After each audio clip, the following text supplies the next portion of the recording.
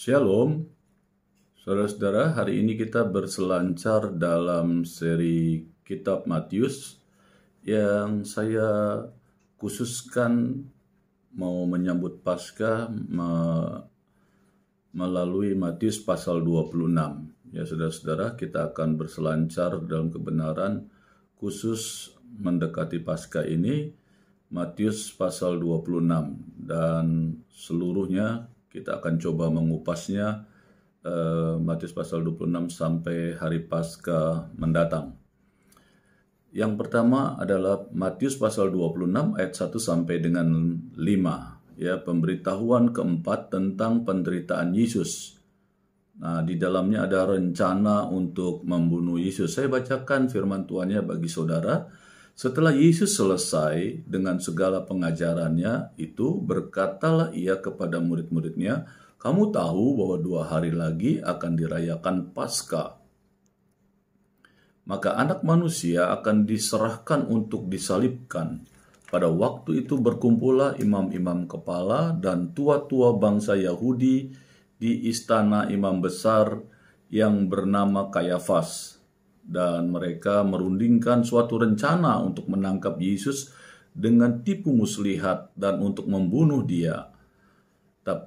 Tetapi mereka berkata, jangan pada waktu perayaan, supaya jangan timbul keributan di antara rakyat. Nah, saudara-saudara, dari perikop Matius pasal 26 ayat 1 sampai 5 tentang akan puncaknya, yaitu kematian Kristus, dan akhirnya adalah kebangkitannya, di mana kita akan merayakan Paskah dalam minggu ini. Saudara-saudara, dijelaskan di dalam Matius pasal 26 ayat 1 sampai dengan 5 ini, bagaimana saudara Yesus mau memberitahukan tentang penderitaan yang terakhir, dan juga dijelaskan tentang adanya rencana untuk membunuh Yesus oleh para tua-tua Yahudi yang ada. Di dalam ayat 1 itu penjelasan dari Tuhan Yesus. Yesus selesai pengajarannya yang dituliskan di pasal 24-25 itu berbicara tentang akhir zaman. Tetapi sebenarnya perikop pasal 24 dan 25 itu berbicara tentang kehancuran Yerusalem, saudara. Ya, kehancuran juga Israel, karena nanti nubuatan pasal 24-25 ini yang sebenarnya itu untuk orang Israel, saudara, yang puncaknya adalah kehancuran Bait Allah di tahun 70 ketika Titus dengan tentaranya menghancurkan Yerusalem dan Bait Allah yang ada, saudara-saudara. Jadi ini sebenarnya tapi ternyata dalam perjalanan firman Tuhan ini berbicara tentang masa yang akan datang atau tentang akhir zaman dengan pengajarannya melalui pola perumpamaan. Dan setelah itu Yesus menjelaskan apa yang sebentar lagi akan terjadi. Ya, kurang lebih 2 hari lagi sejak Yesus berbicara atas dirinya kepada murid-muridnya. Ya, saudara, ini penjelasan Tuhan Yesus bahwa dia dikatakan di dalam firman Tuhan itu setelah Yesus selesai dengan segala pengajarannya, ya, artinya pengajaran di pasal 24-25 itu pengajaran tentang akhir zaman atau nubuatan tentang kehancuran Yerusalem atau Israel. Nah, dikatakan bahwa Yesus menceritakan di ayat 2, kamu tahu bahwa 2 hari lagi akan dirayakan Paskah, maka anak manusia akan diserahkan untuk disalibkan. Ini penjelasan Tuhan Yesus, ya, setelah selesai pengajarannya. Nah, saudara, ini berbicara, ayat 2 ini berbicara tentang Paskah, saudara. Ya, dan di ayat 2 ini Yesus juga menjelaskan tentang apa yang akan terjadi atas dirinya, saudara. Ya, karena 2 hari lagi kan akan ada Paskah dan anak manusia akan diserahkan untuk disalibkan. Nah, saudara, saat itu kematiannya tinggal 2 hari lagi, saudara. Tetapi Kristus tidak lari meninggalkan Yerusalem. Yesus tahu bahwa dia akan mati 2 hari lagi. Iya, karena memang dia dipersiapkan, dinubuatkan untuk menjadi anak domba Allah yang harus binasa, darahnya tercurah untuk menebus dosa seluruh isi dunia ini, saudara. Jadi dia tahu bahwa kepastian kematiannya itu sudah jelas gitu ya, saudara. Tetapi dikatakan Yesus tidak lari. Kalau kita baca di pasal 17 di ayat yang pertama, bagaimana Yesus bertransfigurasi, saudara, bertemu dengan Elia dan ketemu dengan Musa, di mana mereka memberikan kekuatan kepada Yesus untuk dia pergi ke Yerusalem, menjalankan perintah Bapaknya untuk dia harus mati di Yerusalem, saudara. Ini perkara yang tidak mudah sekali sebenarnya, saudara, ya. Ya, dikatakan Yesus tidak lari. Ya, ini menunjukkan bahwa ia memang sengaja atau dia rela mati untuk menebus dosa kita. Ya, ini bukan bunuh diri, lain, saudara, ya. Ini adalah benar-benar dia mempersiapkan dirinya untuk diserahkan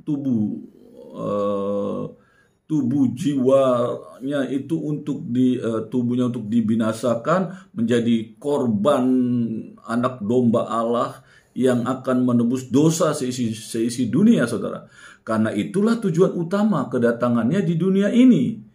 Ini merupakan pemberitaan yang keempat, ya saudara, tentang kematian Kristus. Ya, Matius pasal 26 ayat 1 sampai dengan 5 ini. Pemberitaan yang pertama itu terjadi dalam Matius pasal 16 ayat 21. Pemberitaan yang kedua itu terjadi dalam Matius pasal 17 ayat 22 sampai ayat yang ke-23. Pemberitaan yang ketiga terjadi dalam Matius pasal 20 ayat 18 sampai 19.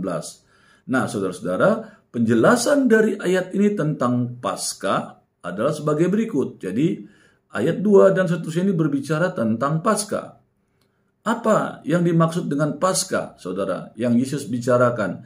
Di sini bukanlah Paskah Perjanjian Baru atau Easter, hari kebangkitan Yesus, tetapi Paskah Perjanjian Lama atau Passover, hari keluarnya Israel dari Mesir. Nah, ini yang diperingati oleh Yesus dan murid-muridnya, ya saudara, pada zaman itu. Jadi belum berbicara tentang Paskah seperti kita sekarang orang-orang percaya ini, saudara, menjalankannya. Ya, karena kita akan merayakan Paskah dalam minggu-minggu berjalan ini. Sebetulnya Paskah ini hanya berlangsung 1 hari saja, ya. Tetapi seterusnya diikuti oleh hari raya roti tidak beragi, ya, yang berlangsung selama 7 hari. Jadi hari raya roti tidak beragi itu berlangsung 7 hari. Di hari pertama hari raya roti tidak beragi itu hari raya Paskah, saudara-saudara, ya. Jadi hari raya Paskah di mana hal-hal yang ada raginya di seluruh rumah harus dikeluarkan, ya. Tidak boleh ada ragi di rumah. Nah, itu perayaan Paskah di hari pertama dan bersamaan juga di dalam hari raya roti tidak beragi ini. Jadi sebetulnya Paskah ini hanya berlangsung 1 hari saja. Tetapi seterusnya diikuti oleh hari raya roti tidak beragi yang berlangsung selama 7 hari, ya. Saudara, ayat pendukungnya, bukan ayat pendukung, ayat yang menetapkan itu adalah Keluaran pasal 12 ayat 3 sampai ayat yang ke-28. Ada kitab Imamat juga, ya, penggenapannya ayat 23 sampai Imamat 23 ayat 4 sampai ayat 6, saudara. Seterusnya Bilangan pasal 28 ayat 16 sampai 18. Saudara boleh baca sendiri, ya. 2 hari. Nah, ini saudara yang dijelaskan Paskah yang Yesus lakukan adalah Paskah ini, ya saudara, keluarnya orang Israel dari Mesir. Nah, saudara, 2 hari raya yang berdekatan itu sering diidentikan, ya. Jadi hari raya Paskah itu dengan hari raya roti tidak beragi sering diidentikan, ya, sama. Markus 14 ayat 1, Lukas 22 ayat 1, ya. Seterusnya dikatakan begini, pada waktu mereka mau keluar dari Mesir, Tuhan menyuruh mereka menyembelih domba dan menyapukan darahnya pada ambang pintu. Ya, jadi kedua tiang, terus ambang pintu juga dioleskan oleh darah, saudara, ya. Darah ada dari domba yang disembelih atau kambing yang disembelih, dan darahnya itulah yang dioleskan ke kedua pintu dan ambang pintu yang ada. Nah, ini yang Tuhan perintahkan kepada orang Israel, ya. Tuhan menyuruh mereka menyembelih domba dan menyapukan darahnya pada ambang pintu yang ada. Malamnya malaikat Tuhan berkeliling, saudara, menjalani wilayah Mesir dan wilayah Gosen, tentu tempat orang-orang Israel itu juga ada, saudara. Itu sama, semua dilawat oleh malaikat untuk dibunuh, anak-anak yang sulung, binatang-binatang yang hidup yang sulung, semua dibunuh, saudara. Ya, untuk memberikan hukuman Tuhan dengan cara membunuh setiap anak sulung.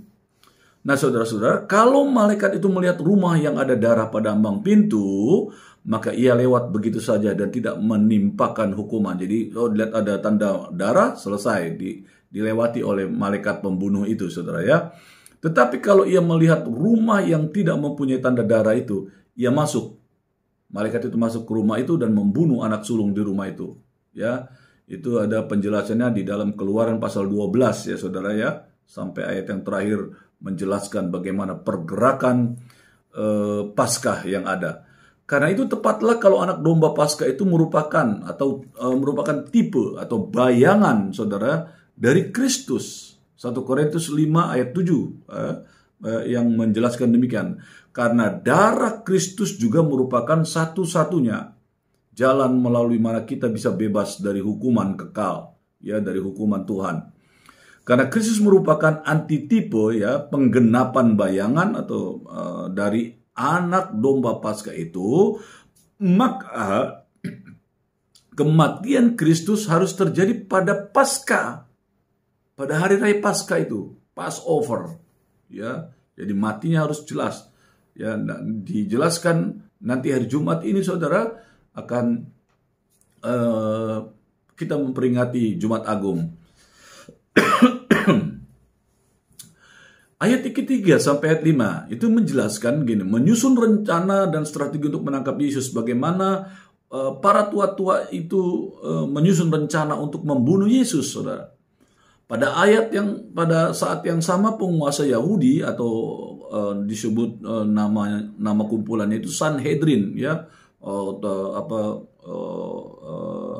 orang-orang Farisi, ahli-ahli Taurat, orang-orang para pemimpin-pemimpin agama, ya, itu semua, saudara, bersatu dalam sebuah wadah yang namanya Sanhedrin, ya, di istana imam besar yang bernama Kayafas, karena pada saat itu yang memimpin menjadi imam besar adalah Yusuf Kayafas, saudara, merancangkan penangkapan Tuhan Yesus. Mereka berkumpul untuk merancangkan penangkapan Tuhan Yesus.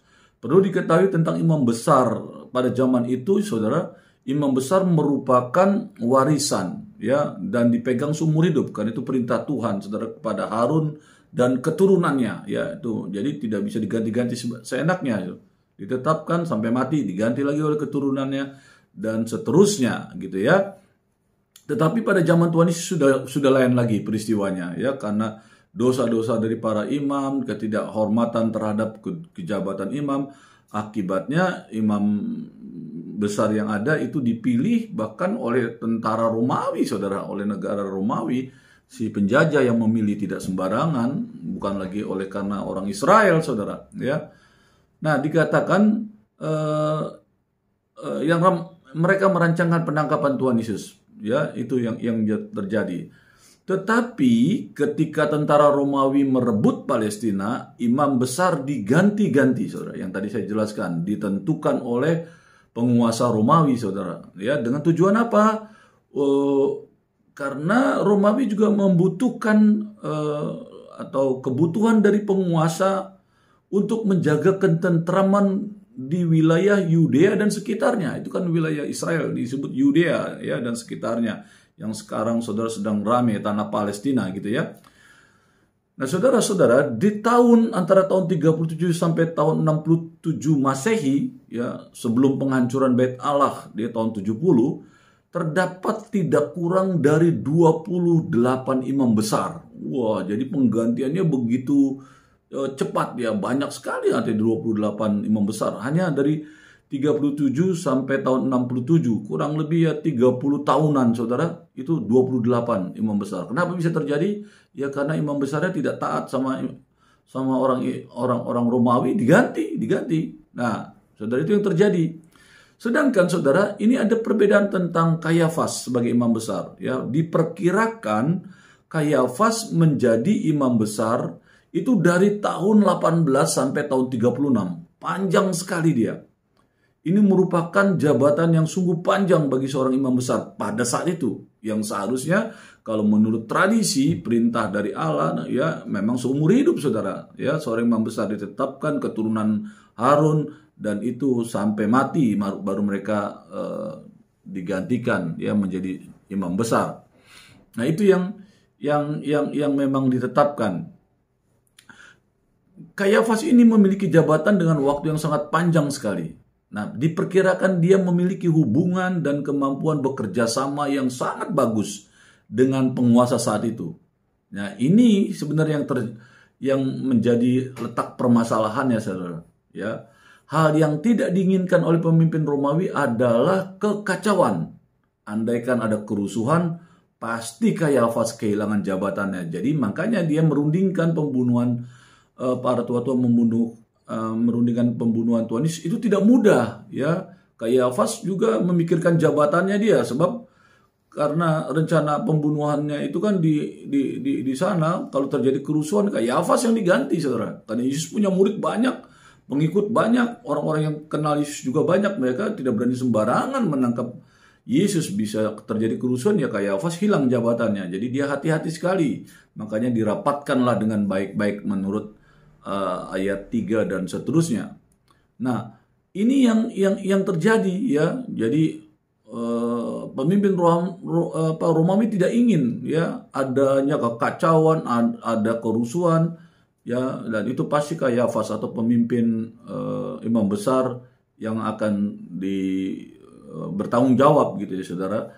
Nah, pada masa perayaan Paskah, suasana di Yerusalem itu mudah meletus. Nah, apalagi mereka merancangkan itu di hari raya Paskah. Wah, itu cari perkara, saudara. Ya, mudah meletus dan mudah diprovokasi karena yang hadir di Yerusalem pada hari raya Paskah sangat banyak. Sangat banyak kenapa? Begini, saudara. Orang Yahudi diperintah oleh hukum Taurat itu 1 tahun 3 kali harus menghadap Tuhan ke Yerusalem. Jadi orang dari berbagai bangsa harus datang, saudara, ke Yerusalem 3 kali setahun. Yang pertama hari raya Pantekosta, hari raya Paskah, itu 2 hari raya yang memang tidak orang Israel wajib datang. Ya, baik dari berbagai bangsa orang Israel wajib datang, kan itu perintah, saudara ya, untuk mengunjungi Yerusalem ya. Menurut sejarawan Yahudi ya, yang bernama Yosefus, dia menuliskan suatu kejadian ketika sensus dilaksanakan oleh pemerintah Kaisar Nero ya. Jadi ini ada cerita dari Yosefus ya, gubernur saat itu. Jadi dia dikatakan gubernur saat itu ialah Sestus. Ia merasa Nero tidak memahami jumlah orang Yahudi dan persoalan yang dibuat orang Yahudi bagi gubernur yang ada. Ya, maka Sestus meminta imam besar untuk mengadakan sensus anak-anak domba yang disembelih pada korban Paskah. Jadi bukan manusianya, untuk menghitung itu korban Paskah, ya, korban anak-anak domba yang menjadi korban di hari raya Paskah. Untuk menghitung jumlah orang, dihitunglah jumlah korban. Itu mudah sekali dihitungnya. Ya, dikatakan didapatkan anak domba yang disembelih adalah 256.500 ekor.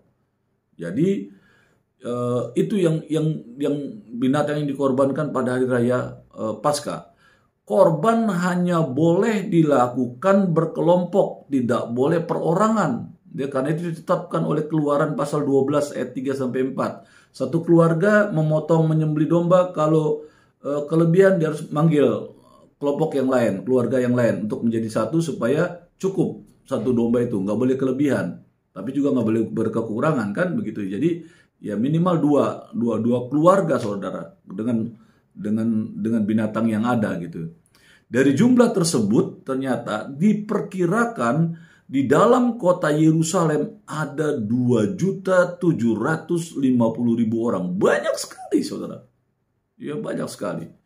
Jadi bisa dibayangkan apa yang akan terjadi ya kalau terjadi kerusuhan, ya bisa ramai sekali, saudara. Ya, itu sebabnya Kayafas tidak mau sembarangan, saudara ya. Dia tunggu setelah selesainya hari raya Paskah. Sedikit saja saudara, ada pemicu di hari raya Paskah itu, maka kerusuhan pasti terjadi. Dan inilah yang tidak diinginkan oleh penguasa Romawi. Kalau sampai terjadi, Kayafas duluan ya, yang akan diuber sama orang penguasa Romawi. Nah, demikian juga dengan Kayafas sebagai pemimpin agama dan pemimpin orang Yahudi pada saat itu. Ya harus hati-hati kalau tidak akan digantikan oleh penguasa Romawi, ya. Sehingga ketika perencanaan untuk menangkap Yesus itu dirancangkan, Kayafas tidak mau sembarangan. Sebab kalau terjadi keributan dalam penangkapan Yesus, yang diketahui adalah sebagai nabi pada saat itu, khususnya oleh orang-orang dari Galilea, ya saudara, maka yang pertama dimasalahkan pasti imam besar. Ya, imam besar Kayafas oleh penguasa Romawi. Nah, saudara-saudara, sedangkan pemimpin-pemimpin agama yang lain, mereka melakukan perencanaan untuk membunuh Yesus karena mereka iri atas pelayanan Tuhan Yesus yang luar biasa. Karena di mana orang-orang Yahudi menilai pengajaran Yesus lebih baik dari pemimpin agama Yahudi, dan mereka mengikuti Yesus dan pengajarannya. Inilah pemicu para pemimpin agama Yahudi untuk menyingkirkan Yesus. Saudara, kalau saudara baca di Matius pasal 5, pasal 6, pasal 7, bagaimana Tuhan Yesus mengajarkan tentang hal pengajaran dasar, saudara, itu di dalam pengajaran terakhirnya dikatakan orang banyak itu takjub oleh pengajaran Tuhan Yesus dan dikatakan penuh dengan kuasa. Pengajaran bisa mendatangkan penuh dengan kuasa, saudara. Jadi saudara jangan sembarang tentang firman Allah, saudara. Kalau saudara membaca firman Allah, mendengarkan firman Allah, terlebih kita hamba-hamba Tuhan yang mengajarkan firman Allah, saudara harus tahu bahwa firman Allah itu dahsyat dan berkuasa. Karena Yesus berbicara tentang otoritas, kuasa, saudara. Firman-Nya itu penuh dengan kuasa. Sederhana, tetapi di dalamnya ada kuasa. Waktu firman Allah ditaburkan, yang sakit percaya sembuh, saudara. Karena kuasa firman Allah yang memang Tuhan menyatakannya itu ya, saudara. Nah, saudara-saudara, maka para pemimpin-pemimpin ini menjadikan ini hal pemicu. Karena mereka melihat Yesus begitu luar biasa dihargai, dihormati pengajarannya, bahkan pelayanannya yang penuh dengan tanda-tanda heran dan mujizat. Ya saudara, maka para pemimpin Yahudi dalam irinya itu mereka menyingkirkan Yesus, saudara.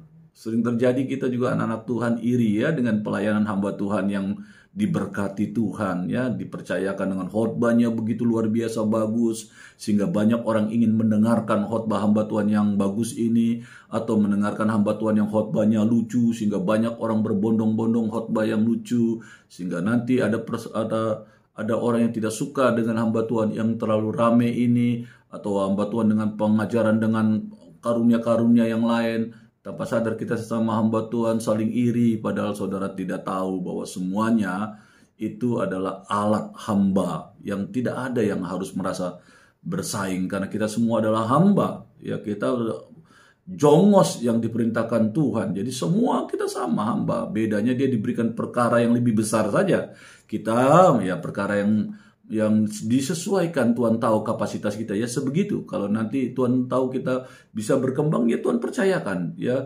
Seperti saudara firman Tuhan di dalam Matius pasal 24 tentang talenta ya, tentang 1 talenta, 2 talenta dan 5 talenta. Jadi saudara tidak perlu ada yang diirikan ketika saudara melihat teman sepelayanan saudara tuh ada seorang hamba Tuhan yang begitu hebat pelayanannya, pengajarannya, khotbahnya, lagunya dan sebagainya, sehingga membuat hamba Tuhan itu sangat dihormati dan banyak orang berbondong-bondong sehingga gerejanya menjadi besar. Ya puji Tuhan, hamba Tuhan itu dipakai Tuhan dengan baik.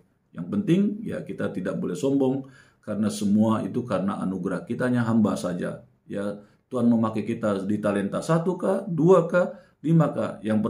Yang menjadi masalah kata Tuhan, apakah itu berkembang, berlipat ganda untuk kemuliaan nama Tuhan, atau untuk sombongan diri sendiri, atau kita merasa kecewa karena kita 1, kita iri melihat yang 2 menjadi 4, yang 5 menjadi 10, sehingga akhirnya kita kecewa, kita marah sama Tuhan dan kita tidak dipakai Tuhan, bahkan dihukum oleh Tuhan. Sayang sekali ya saudara. Jadi tidak perlu kita iri dengan dengan berkat-berkat hamba-hamba Tuhan yang lain yang dipercayakan Tuhan dengan talenta mereka masing-masing yang hebat-hebat dan dahsyat itu, saudara. Nah, ini yang terjadi, saudara. Nah, maka Kayafas tidak heran ya mencari strategi untuk menangkap Yesus, ya, yaitu dengan cara diam-diam. Jadi Kayafas berencana untuk menunda penangkapan itu sampai Paskah selesai dan kota itu menjadi lebih sepi. Tetapi saudara, Yesus sendiri menubuatkan dalam ayat 2 bahwa ia akan ditangkap. Ia akan disalibkan pada Paskah. Jadi memang walaupun Kayafas takut di hari raya Paskah itu akan terjadi goncangan karena akan terjadi pengikut-pengikut Yesus akan rusuh, sehingga dia merancangkan untuk menangkap Yesus dengan diam-diam. Tetapi Yesus sendiri sudah memperkatakan itu di ayat 2 bahwa dia pasti ditangkap, pasti disalibkan ya pada Paskah. Ya, saudara-saudara, itu yang memang telah dibuat, sehingga akhirnya ya harus berjalan.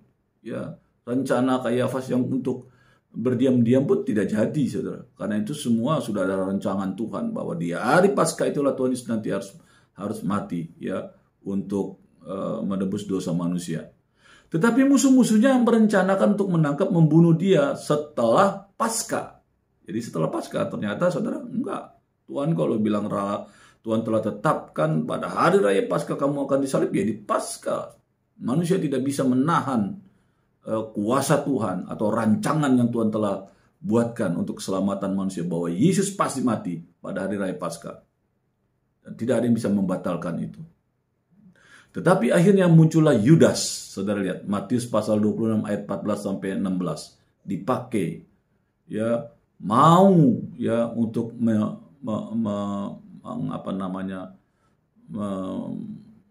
menyangkali gurunya, saudara.